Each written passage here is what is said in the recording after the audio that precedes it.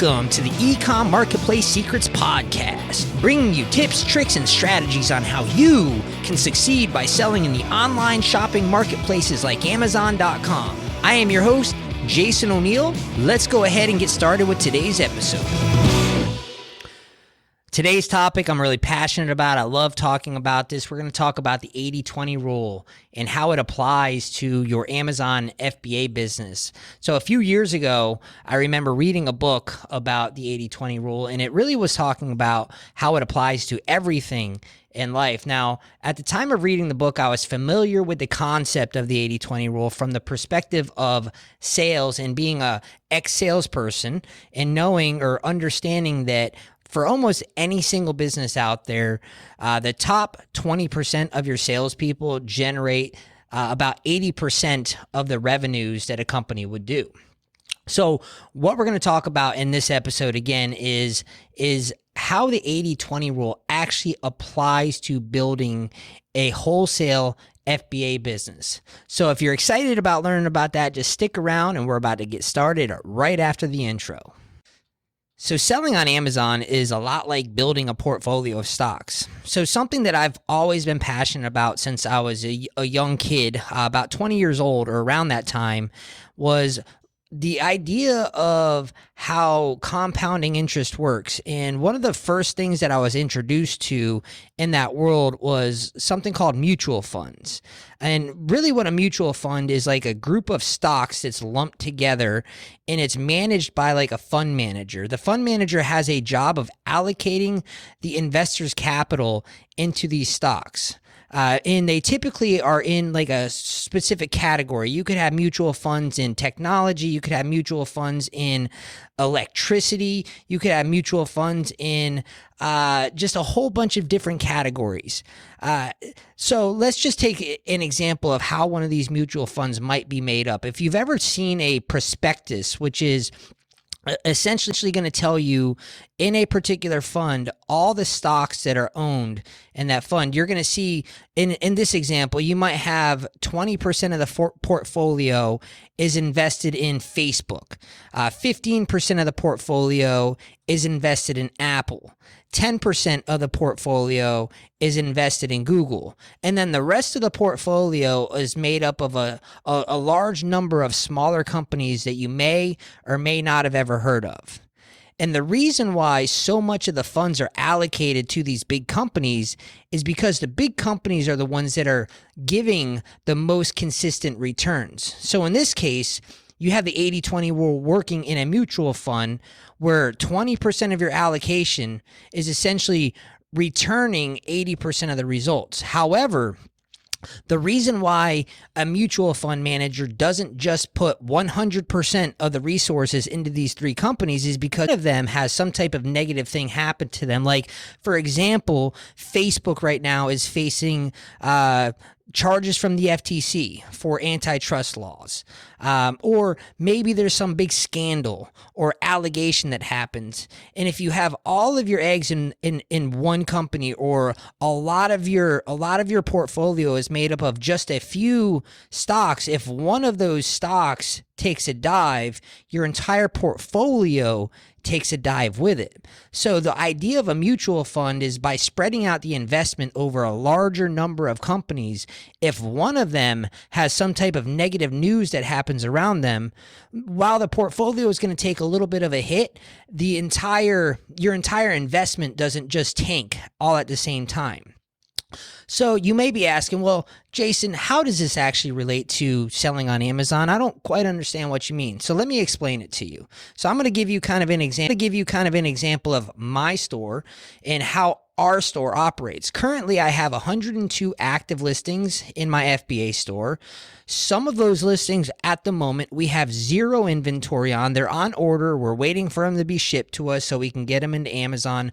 Others are on the way into Amazon, while others are selling. So our overarching strategy to building our store is to continue adding new SKUs into our store, replenishing our winning products, and getting rid of the losing products, right? So out of these 110 or 102 SKUs, we have a solid 10 that absolutely smash it out of the park. They sell day after day, month after month, and they make up a large portion of our overall gross sales and profits. Some of these products return thousands and thousands and thousands of dollars worth of profits day after day.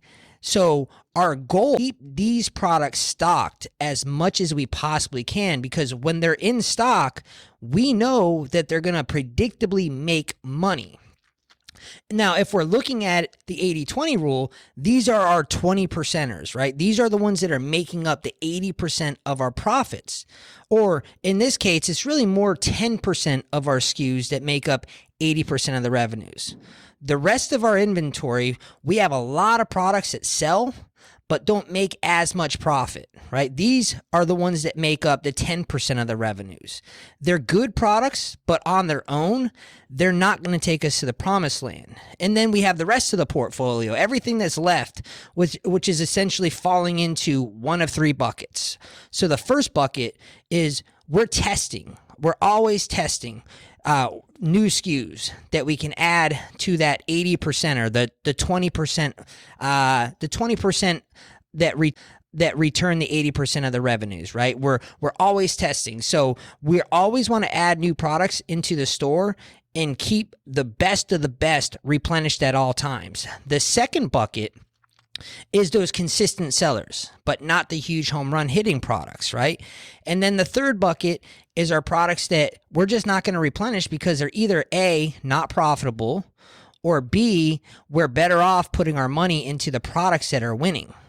The whole strategy that we use, again, is testing new SKUs, gathering data, and replenishing our winning products. And you're going to hear me talk about this time and time again.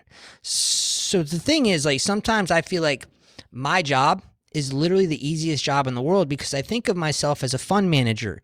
I just happen to manage a portfolio of physical products instead of managing a portfolio of stocks. My role in this whole management is I'm paying attention to the sales of each and every one of the SKUs. I'm managing the pricing almost on a daily basis, making sure that I'm competitive and I'm aware of where the competition's at and whether or not I need to adjust prices to push sales up, move prices back to increase my margins. I pay attention to that, and that's how we're able to consistently grow our store month after month. What I love about selling on Amazon and why I get so excited about the idea of being a product fund manager is that Amazon handles all the customer service. They handle all the fulfillment. So I can focus most of my energy on building my inventory and growing the number of SKUs that I have. The more inventory that we have, the more revenues we generate. The more revenues we generate, the more we can spend on adding new products. The more products we add, the more revenues we generate. You get the picture, right? It's all about adding new products. It's all about managing your portfolio, keeping the winning products stocked, and just continuing to add to them. If you can do that consistently, if you pay attention to it, you could build yourself a really nice revenue stream, leveraging the multi-billion-dollar fulfillment network that Amazon has, the hundreds of millions of shoppers that they have around the world. It is, to me, it's like the modern day gold rush. It is building a stock portfolio of physical products that happens to be a lot more profitable than investing your money into the stock market. So that's really what I have for the day. It's all about those 20% of your products are going to really make up a large percentage of your revenues. You just need to make sure that you keep those things stocked, keep trying to add to that number of 20%, and that's how you're going to predictably grow your FBA sales over time. So if you get some value out of this, make sure that you subscribe to the podcast. Leave me a review. Let me know what you like about this topic. Let me know what you think. You agree? You disagree? Happy to interact with you. Thanks a lot. Have a good one.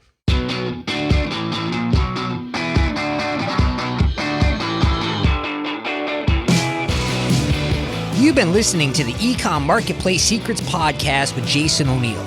To learn more about the very best way to increase your sales on Amazon by leveraging our wholesale distribution network using our proprietary seats methodology, visit ecomsolutions.io/seats. That is spelled SEETS.